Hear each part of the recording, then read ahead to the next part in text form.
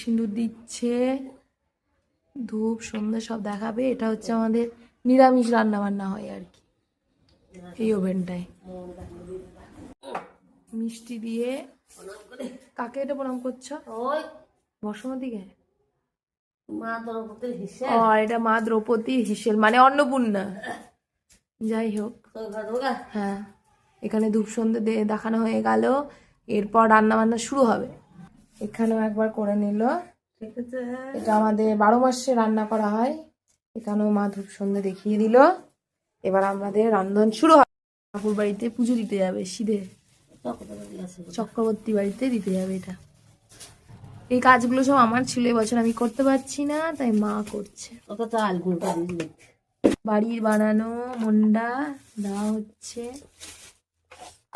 কালকে আমাদের কলাগুলো হলুদে খেয়ে নিয়েছে, 2 ডজন কলা ছিল, আবার নিয়ে আসা হয়েছে। মা কলা ছাড়িয়ে নিচ্ছে, কমপ্লিট হয়ে গেছে। এটা মা এইভাবেই আমরা 5-6 জায়গায় এইভাবে পুজো দিয়ে আসি। এই যে মা আর কিট্টু যাবে, রেডি হয়ে গেছে ঠান্ডাতে। চললো মা আর কিট্টু, চললো পুজো দিতে, নবান্নে ঠাকুরকে পুজো দিতে।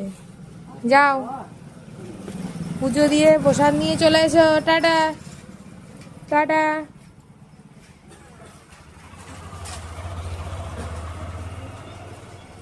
সবাই দেয়, প্রত্যেকে এইভাবে পুজো দিতে আসে। মানে এরপর আরো ভিড় হয়, এটা তো খুব সকালে যাচ্ছে মারা, এরপর রান্না বান্না আছে। এই যে এইখানটা দিয়ে যাবে, হ্যাঁ তো মারা চলে গেল পুজো দিতে।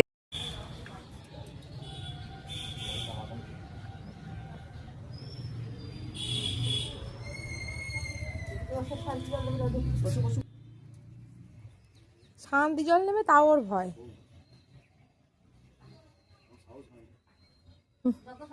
হ্যাঁ চললো। আমাদের বাড়ির ঠাকুরকে নবান করিয়ে দিয়ে দাদা চলে গেল, মানে আমাদের পুরোহিত মশাই। এই যে গোপাল সোনা সব বসে আছে, একদম ঠাকুরের মেলা বসে গেছে আমাদের ঠারে। তো যাই হোক, আমাদের ঠাকুরের নবান হয়ে গেল। এবার আমাদের বাড়ির নবানের আমাদের পেট পুজোর প্রস্তুতি হবে। এই যে মায়ের হাতে প্রসাদ,